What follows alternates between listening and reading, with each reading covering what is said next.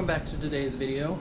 Today we're going to be jumping in on getting the cage put in, so let's get into it.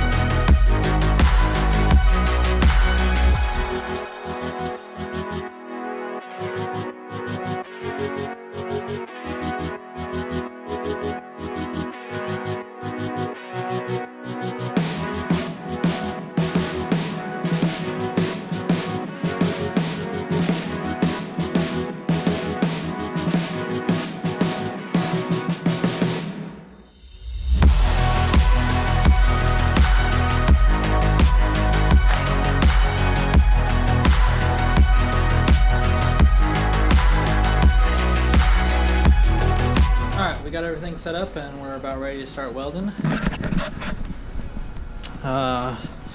What I did, so there's a little bit of rust on here, so we just went by with some hot soapy water and red Scotch-Brite pad, and you just scrub it down a little bit and dry it off, and it basically just removes all the surface rust that's on here and exposes the marks for the laser etching a little bit easier. I don't know, it's probably hard to pick up on camera.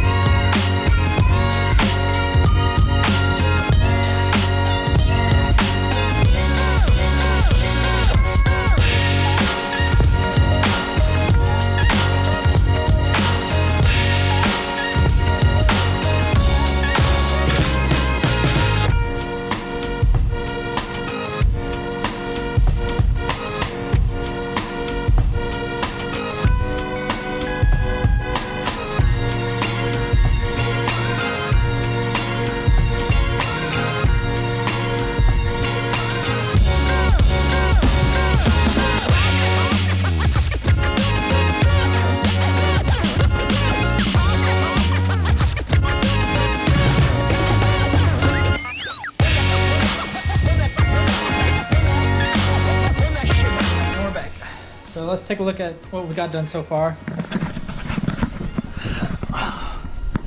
Okay, so got our support braces in on the main hoop, back side of the crossbar, and we're doing the rest of the X.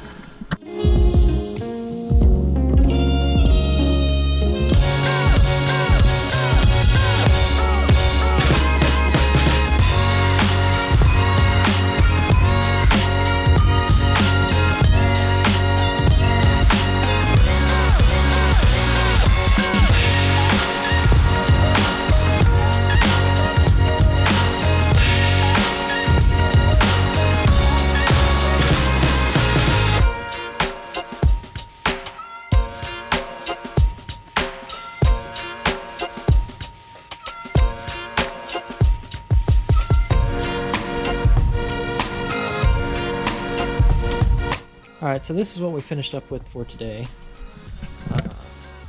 Got basically the entirety of the main structure put together. All the stuff, or all the spots where we need to actually weld to the base plates are still loose so that we can kind of move the cage around a little bit as we need to. Alright, so in the next video, we'll probably end up doing the door bars and getting these put in, and that'll give us the distance between our main hoop to the front bars.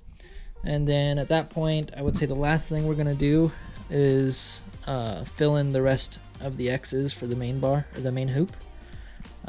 Just because if we do that now, it'll make it much harder trying to like get in here to do any of the other welding or getting up into these corners. So we're just gonna end up doing that last at this point.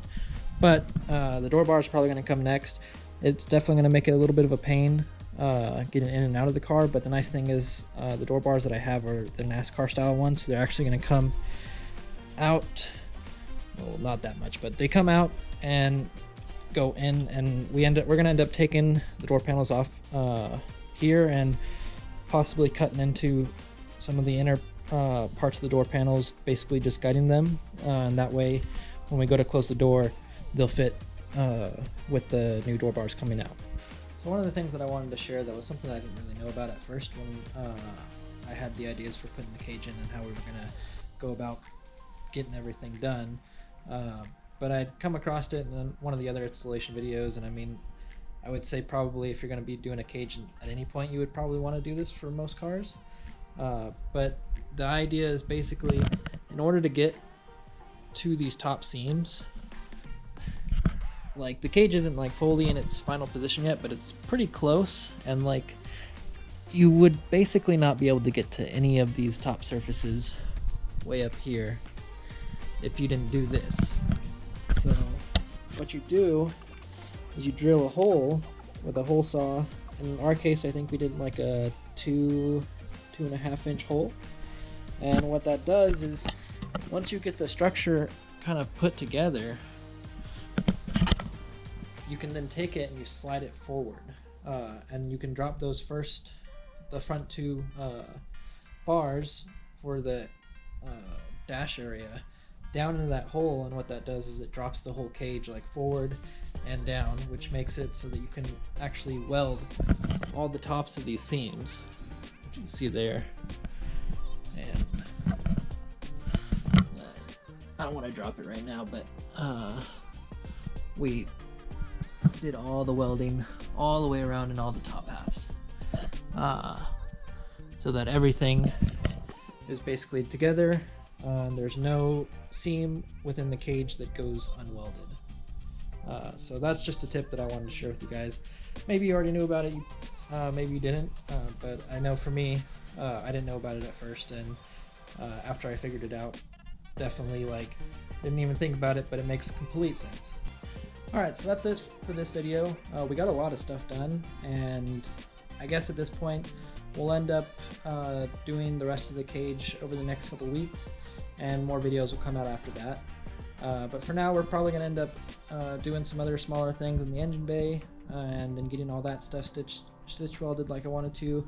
And the next thing I have planned is doing the rear over fenders and cutting out the factory ones so we can have the usable space for our new aftermarket Origin rear over fenders. Thank you everybody for watching this week's video. If you liked what you saw, hit the like button. If you want to follow along with the build, hit the subscribe button, and we'll see you in the next one.